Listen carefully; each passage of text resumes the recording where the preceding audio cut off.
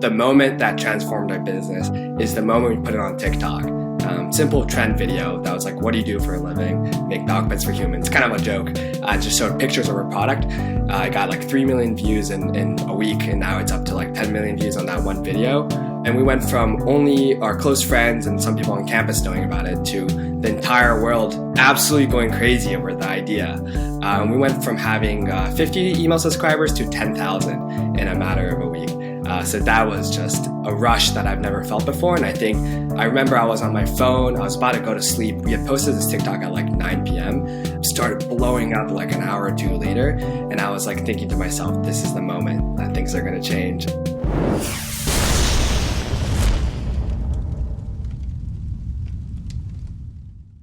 Hello and welcome to D2C Podcast. I'm Eric Dyck. Today we're getting cozy with Yuki Kinoshita, the creator and co-founder of Plufl, the dog bed for humans.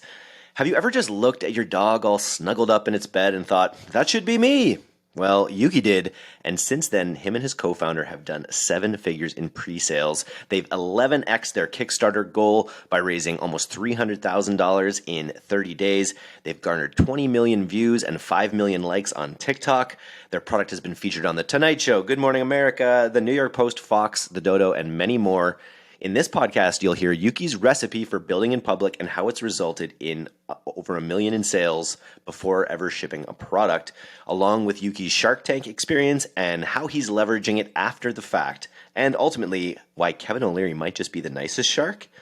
This podcast is a reminder that you don't always have to let sleeping dogs lie. Sometimes you have to steal their bed. On with the show. Thousands of people have jump-started their TikTok content strategy using Coley's TikTok Creative Brief template. That's because it has all the steps for successful creator collaborations and best practices to create fun and engaging TikToks. If you haven't grabbed your copy yet, don't worry. Coley just dropped a brand new version of their popular template filled with even more tips and insights to level up your TikTok game. Head to coley.com/TikTok. That's COHLEY.com/TikTok to download your free copy and start creating TikToks for your brand that people actually want to watch. Yuki, welcome to the D2C podcast. I've just been looking at the Plufl this afternoon. It looks extremely comfortable. Can you just tell me the story of Plufl? Why did you build this amazing product? Yeah, thanks for having me, Eric. My co-founder and I, both college students, just graduated about 6 months ago. Classic college dorm story. Both him and I were pretty exhausted, stressed out, burnt out from school. We took a lot of naps, but we didn't love the couches that we took naps on. They're really hard, uncomfortable couches on our econ building classroom. And then we kind of put our head together and we were like, there's got to be a more comfortable way to rest and get comfortable or take a break. And my co-founder actually worked at a college coffee shop, and there lived a big Great Dane there. So one day after a really long shift, he looks outside, sees this big Great Dane napping in this even giant dog bed, and he has his moment of inspiration. He's like, damn, dog beds, but for people. So he has this crazy idea. He goes and tries a dog bed, but actually finds that it's not that comfortable. It doesn't support his weight. The material's obviously not made for people, and he gets absolutely covered in dog hair. So he texts me, and he's like, Yuki, I have the best idea ever. Dog beds, but for people. And I'm like, oh my God, what the heck? That's so funny. But I love it. That's crazy. I love it. And then immediately after, we could go over the internet as anyone would do and look all over pages and pages of pages to see if anything like this has ever been made before. And we literally find nothing. So we're like, either this is a good thing, this is something that people just haven't discovered yet, or it's a bad thing. This is something that no one wants. That's why it hasn't been created.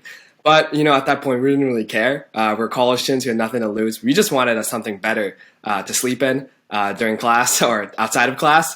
That's all it was. And then, we went and put all our time we had to making a prototype. Worked with a local seamstress. Got a bunch of pillow stuffing from IKEA. Blew it into this hand-stitched case and created a very first prototype, which was an absolute hit amongst all our friends. But yeah, that's kind of the start of it. And there's a lot more beyond that point, but I'll just start there. What do you think? What's the psychology of why? Because it's like you look at a dog sleeping and you're just like that. They're the most peaceful. They don't have any of the worries that I have. They're totally cozied in there. Is that kind of the psychology you think about why people view dog beds as a more cozy experience? Yeah, exactly. I mean, a lot of dog beds are actually made to be therapeutic and stress and anxiety relieving. So those kind of same effects, people can experience that too. And you might be surprised. Dogs are not that too far off from people and how they feel. So if it's good enough for a dog, I think it can be good enough for a person.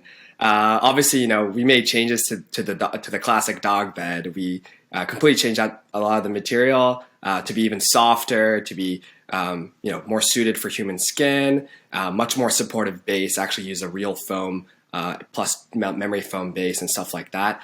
But other than that, yeah, the concept of curling up, hugging something, being enveloped. People love the fact that there's this border around you.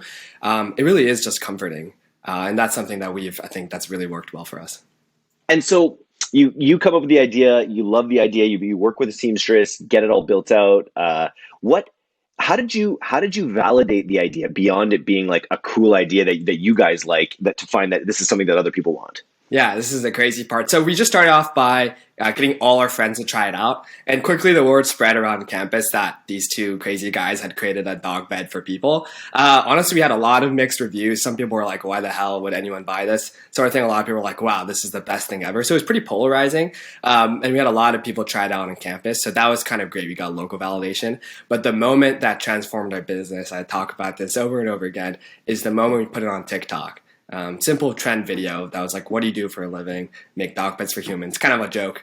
Just showed pictures of our product. I got like 3 million views in a week, and now it's up to like 10 million views on that one video.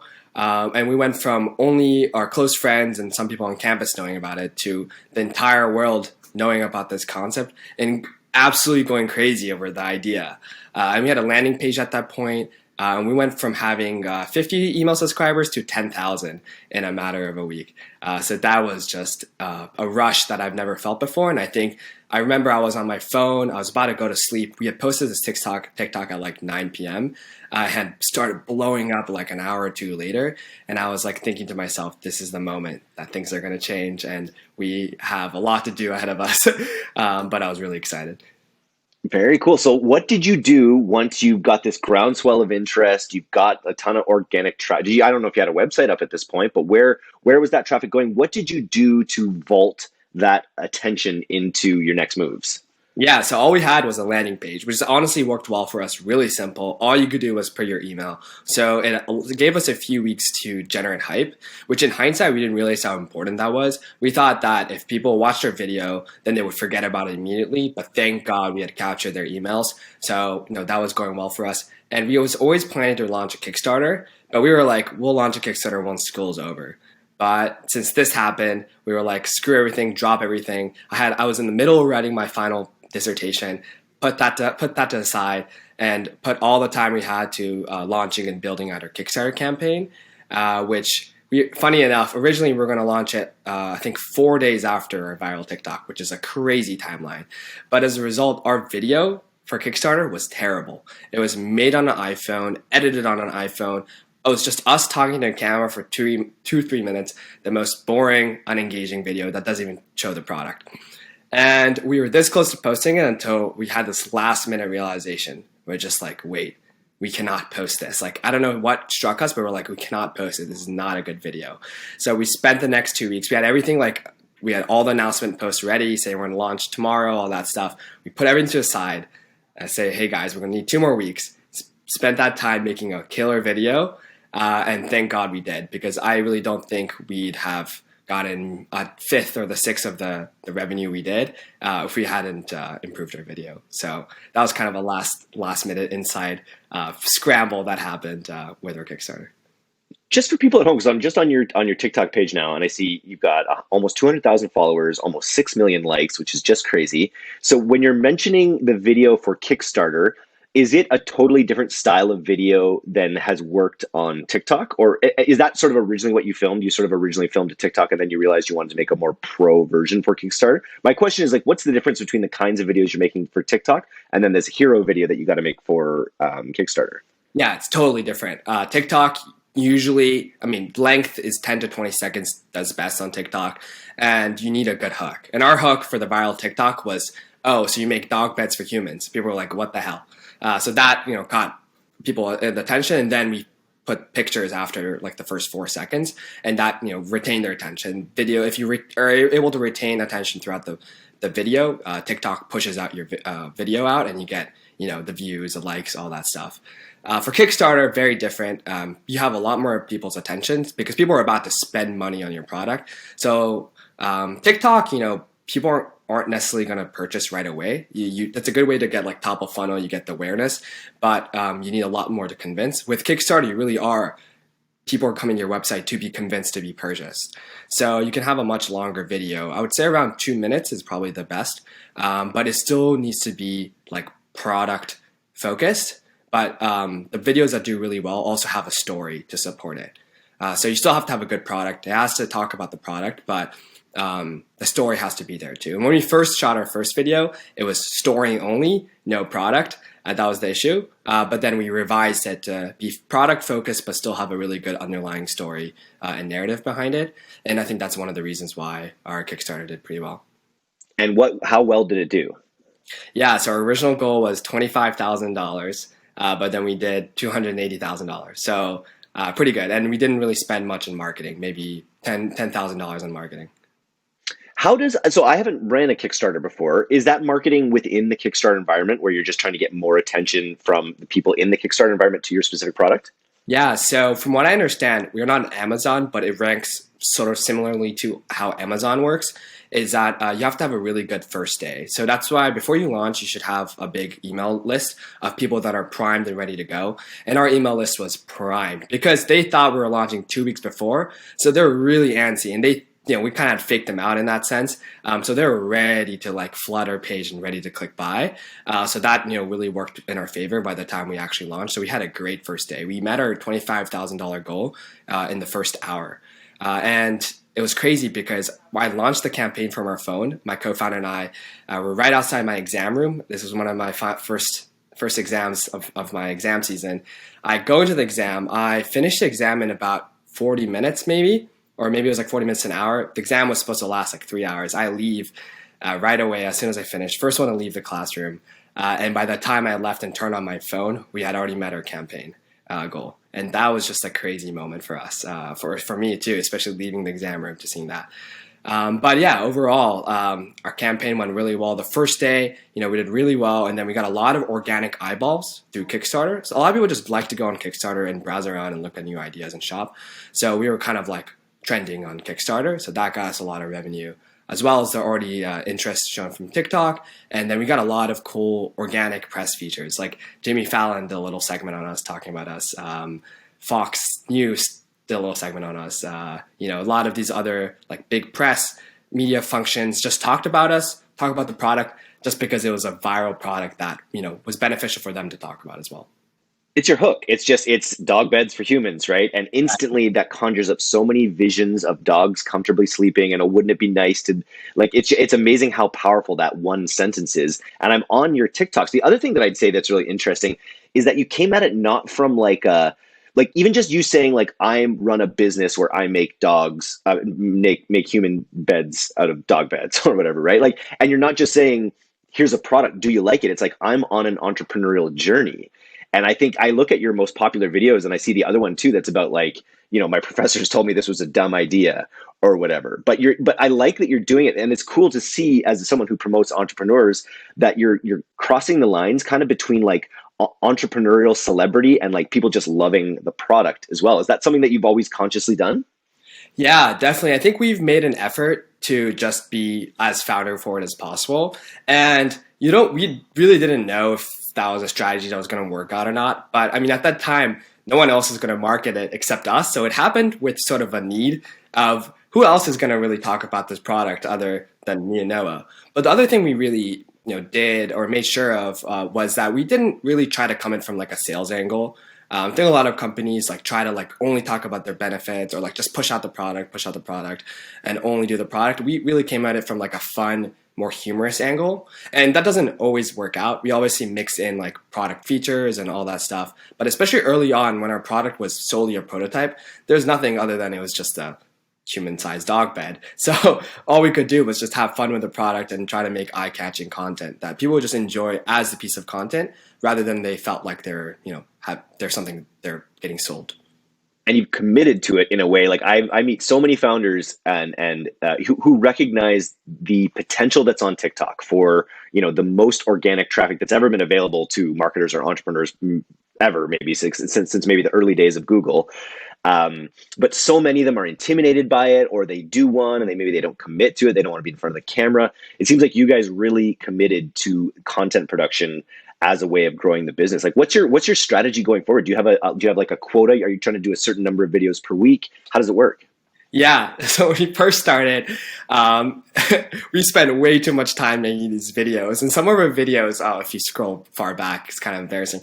We try to like do the dances and stuff like on TikTok as well, complete unrelated to Plufl, because we were like, this is what TikTok was, and we would spend like half the day just like trying to learn one dance. It was absolutely a waste of time. So there's been a lot of trial and error, and it's not all viral videos, not all successes. But that's one thing, my co-founder have not been afraid of is we just try everything, and we still don't know what works, what doesn't work. I don't think anybody does. But at the end of the day, it's just you got to keep trying, got to keep testing new formats and seeing what works and seeing what doesn't, and just learning and iterating from there. But our strategy now is, we're still very content focused. As sort of everyone can tell, organic content is really powerful right now, especially because paid ads is really expensive, and we actually don't spend almost anything on paid ads. We just do it purely for experimentation purposes. And our sole driver or big driver of sales to this date is still organic content. And I think it's so important to create like good organic content, or at least create organic content, because what happens is that TikTok can be a great testing platform. You go on there and you post videos, you can post anything on TikTok pretty much. And even if it's a flop, it doesn't matter. Tomorrow just post another video and you do something else. And what you can do now is you can look at the videos that do well on TikTok and then select the videos that you like and then repurpose them on Instagram. So there's videos that, for example, have only gotten, let's say, 10,000 views on TikTok, but then we posted on Instagram and got 1.5 million views. And there's obviously videos that also get like 5 million views on TikTok, and then we post on Instagram and get like 5,000 views. So it doesn't always work out that way. But having content is so important because, again, Instagram is one place, but now you can post on YouTube Shorts, Facebook Reels, Pinterest now has video form. Like every single platform is introducing a TikTok type content, and you're able to repurpose it. So having that is really powerful, and I think it's really worth my co-founders and I time. We block off 4 to 5 hours every Sunday just to make videos. And I feel like we're slowly but surely improving our style, and we're getting a hang of what's good and what's not good. And you're getting, I'm just scrolling up here, you're getting like consistently good, tens of thousands kind of thing of views, which is really cool to see. And I loved your point about because I know so many, coming up in, with Instagram as like the main source for things. It's like people, I remember they're like, if it doesn't get a certain amount of likes or engagements or whatever, you delete it. Like you get it off your feed because it like brings your whole feed down. But it's not like, I don't know, if that's still relevant even on those platforms, but that's just not how TikTok is. TikTok is so constantly voracious for content that you just don't need to feel shy about putting it up there and keeping it up there probably. Exactly. Yeah. You really shouldn't get too focused on the TikTok metrics because it's really random. And like in the beginning, my co-founder and I would get really just discouraged if we put a lot of effort into a video and didn't do as well as we hoped. But then we just learned that it's part of the process, and it really is a volume / constantly but surely improving quality as well. You mentioned ads that you don't have large, consistent ad scales, but you will be doing tests with ads. Can you give me an example of a test that you'd use ads for?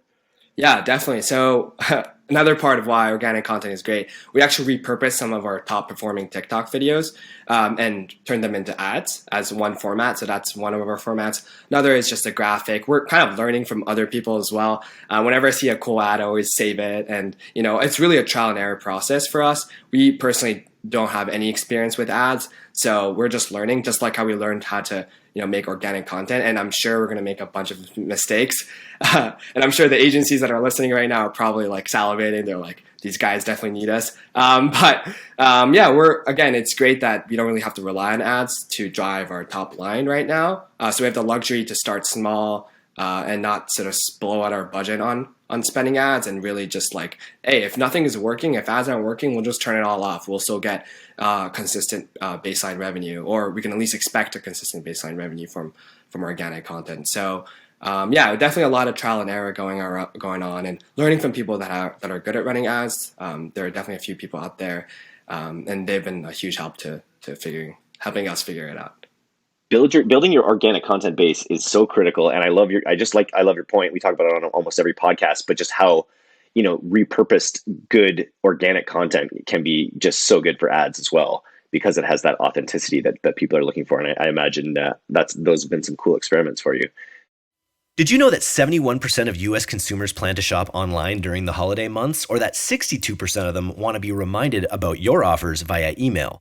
To discover how shoppers plan to spend this holiday season, download Wunderkind's 2022 Consumer Insights Report. It's full of vital data surrounding preferred shopping locations, communication channels, purchase influences, and more. Visit wunderkind.co/DTC to download the Consumer Insights Report now and find out how to reach your customers. That's Wunder, WUNDER, kind.co/DTC to download today. So where are you at now? You launched on Kickstarter, and I do want to get into Shark Tank because that's such a unique experience that you just had. But before we dive in there, like where's the business at right now in terms of launch and sales and all that? Yeah, so it's going pretty well. We did 2 crowdfunding campaigns. One was on Kickstarter, one on Indiegogo. We did about $430,000 in pre-orders there. And then we transitioned directly to our website. So we've been just continue to take pre-orders. We've never stopped.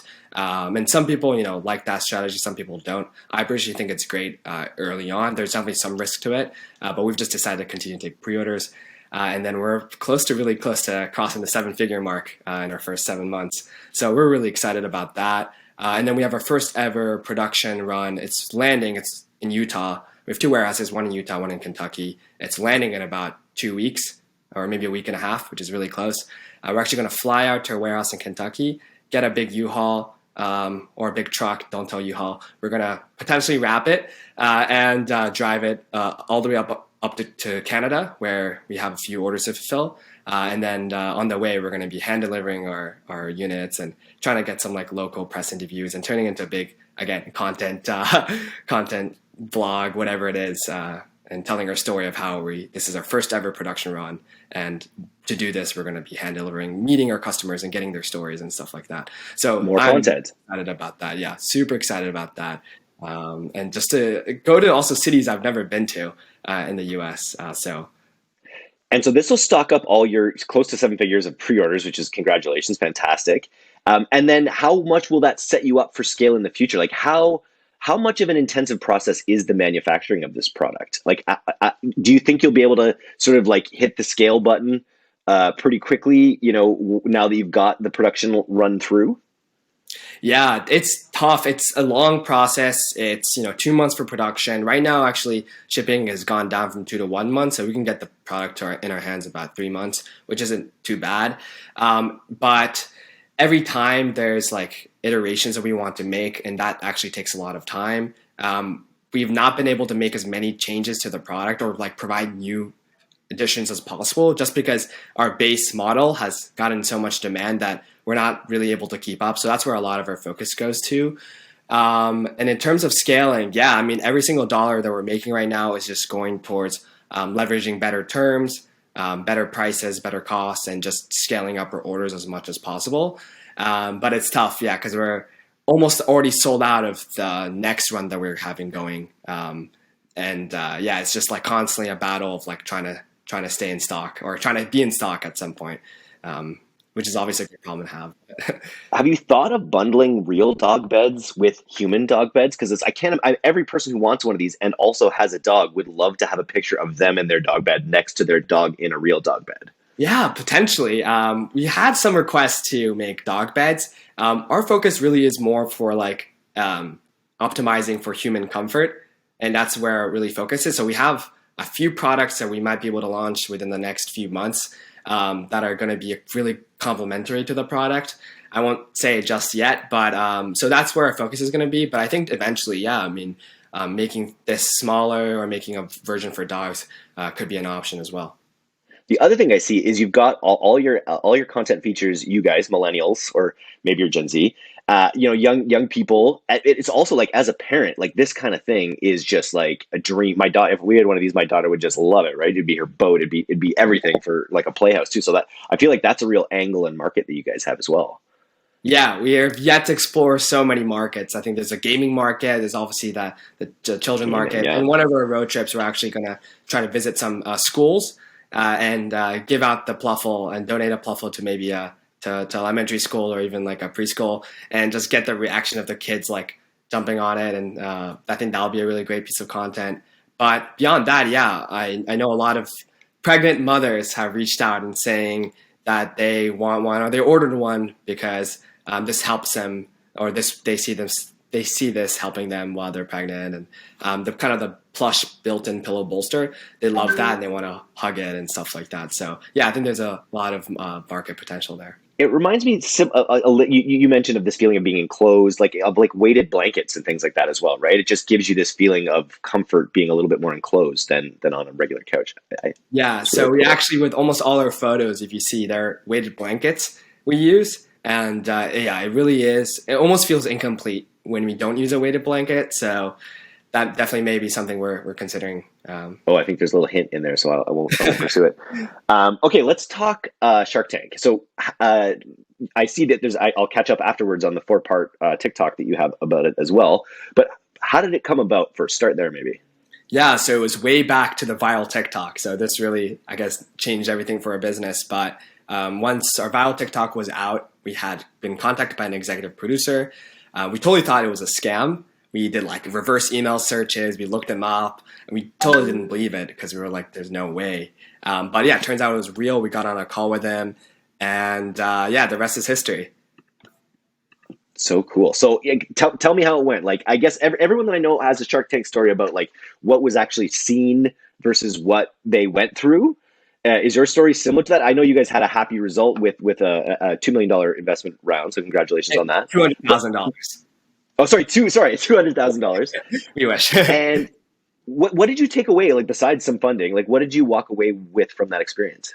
Yeah, so the process is a lot longer than people expect. I mean, I guess I don't really know what people expect, but we got the email first in March, but obviously we didn't tape until July. So the next 2-3 months was a lot of intensive planning, meeting with a lot of people, a lot of calls and meetings with our producers, and nailing every little detail down. They're really detail oriented, as you might expect.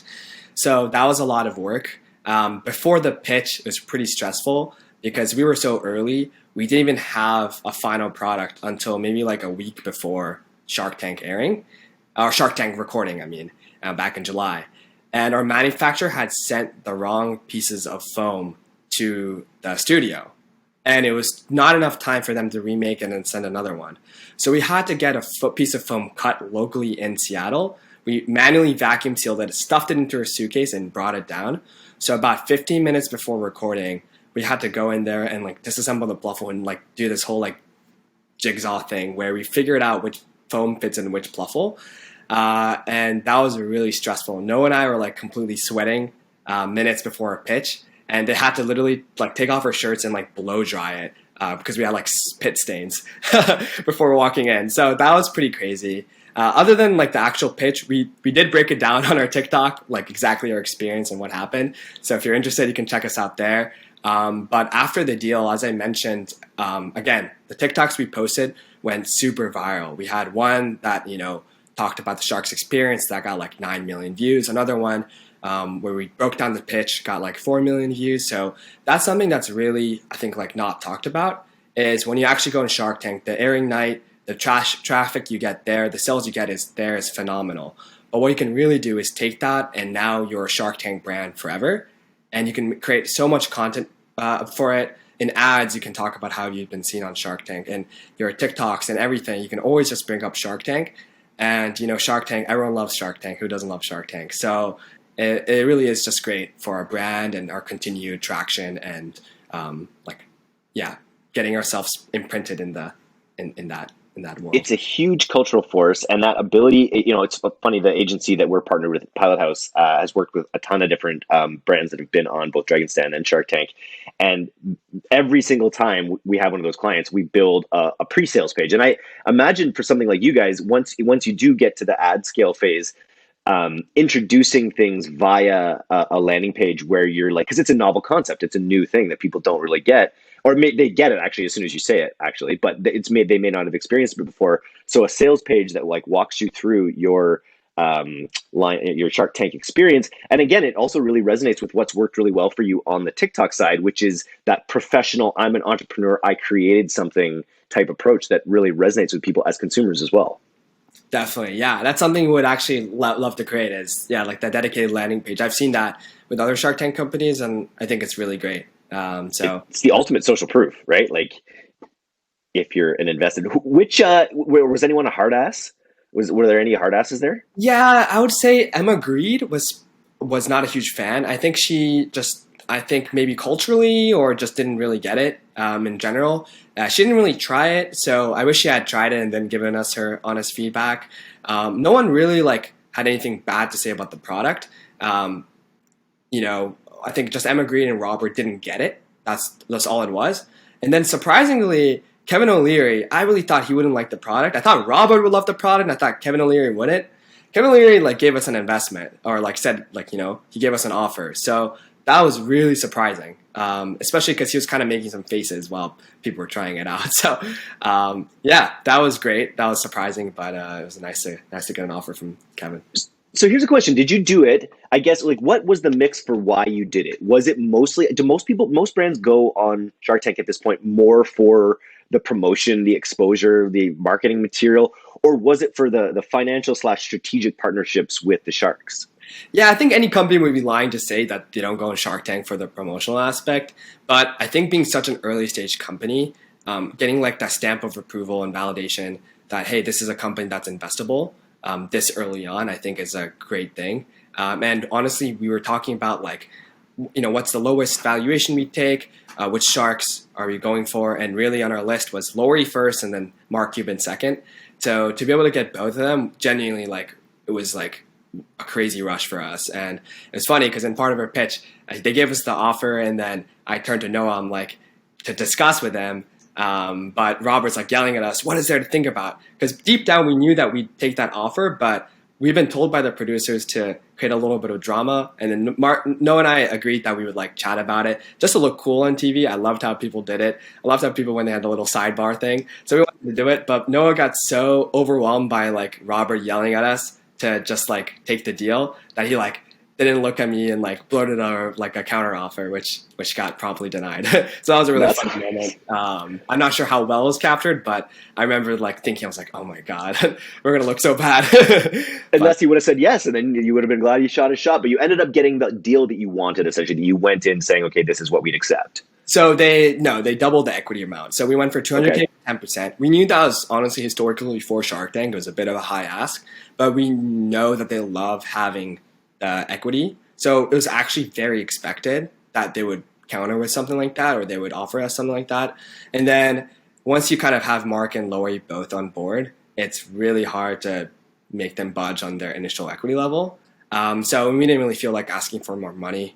So we were pretty happy with the deal, and we just took it. Very cool. And then the aftermath of that, like, have there been has the financial terms closed? Can you comment on it? And then have the things that they promise in those interviews, like, oh, I've got the connections for this company and I've got these connections. Like, does that aspect of the benefit of Shark Tank come through? Yeah, so we're still in the process of closing some things out. We just have a few like due diligence items to finish up. And after the show, they're really busy too, so it kind of slows down, to be fully transparent. But yeah, we're still working on it and figuring out sort of all the details. But other than that, yeah, it's hard to say. I think, well, hopefully, they do sort of provide the things they provide. It really does depend, I think, on the business as well. If the business is growing, they'll just pour more fuel on it. But they think your business is faltering, they may not be as involved. At the end of the day, they're investors, they're business people. They have a lot of things to do. So I think you really just got to prove yourself. And but I've heard from other Shark Tank companies that, if you shoot Mark Cuban an email, he'll respond to you within a day. Same thing with Lori. Lori's husband is actually the one that handles a lot of her investments, and he's been really great to work with. So yeah, so far, only positive experiences. I emailed Mark Cuban one time out of the blue when I had an advertising startup, because I heard he had invested in a similar advertising startup, and he responded to me cold within 5 minutes. Wow. Yeah. I've heard that, but yeah, I still don't know how he responds to email so quickly. Like, I'm sure he's like a billion times busier than me, and I struggle responding to emails within an hour. So What are your goals for 2023 with Plufl? yeah, so our goal is to really get these to people's houses, as many houses as possible. And that's a simple goal, but in 2022, we weren't really able to do that. We were just able to market it and get the idea out there. Now we want the product in everyone's homes, as many people's homes as possible, but also expand the use cases. We want these in offices. A lot of companies have reached out to us, smaller companies, saying that they love to experiment to have these in offices.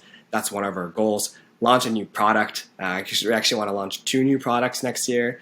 And then as well as expand internationally a little bit and seeing how we can start shipping internationally once we sort of establish our domestic production. I feel like they need these in WeWorks. Like if you're in a WeWork, you want to have a dog human bed like that. That would really help them attract entrepreneurs. I think if people could take naps in dog beds. Yeah, technically, I'm not sure if I'm allowed to say this, but we did do a photo shoot in a WeWork. They did say I wasn't allowed to tag them or anything, but well, yeah. So we did do a photo shoot in WeWork, and it really does provide a great setting for that office space use case.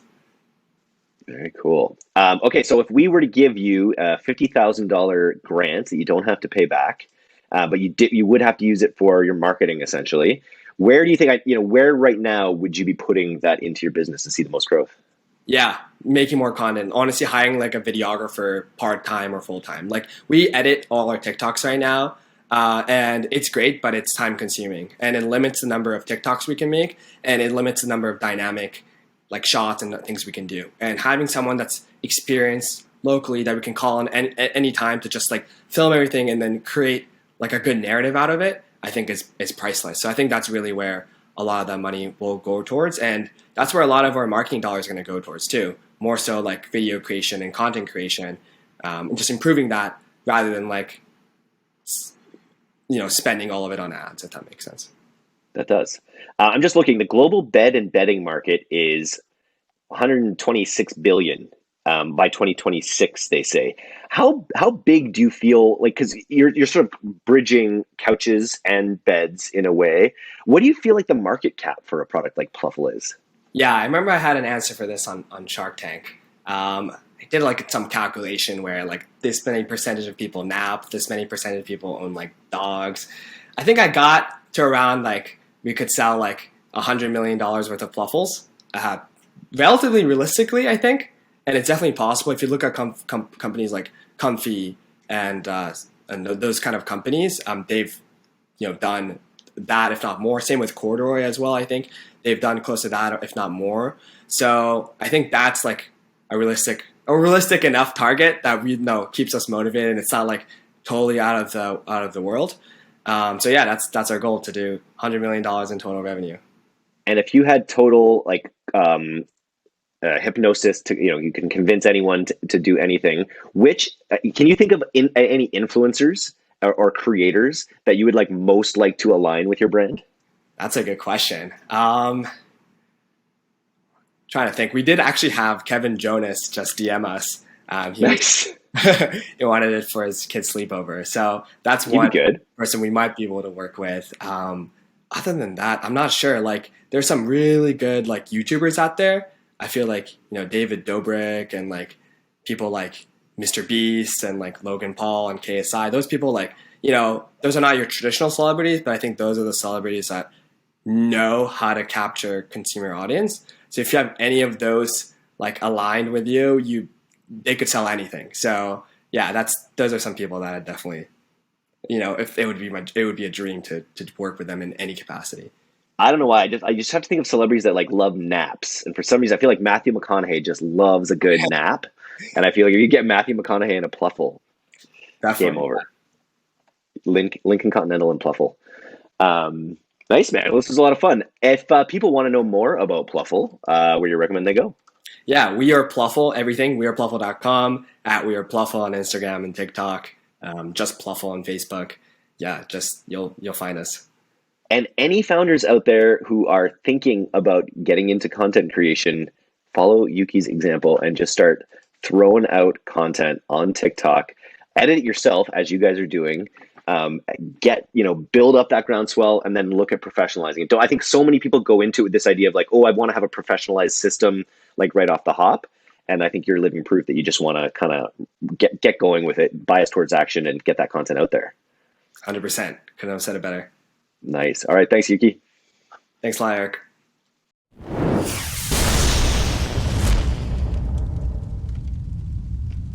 Thanks so much for listening to today's episode. If you're not a subscriber to our newsletter, you can do that right now at direct-to-consumer, all one word, .co.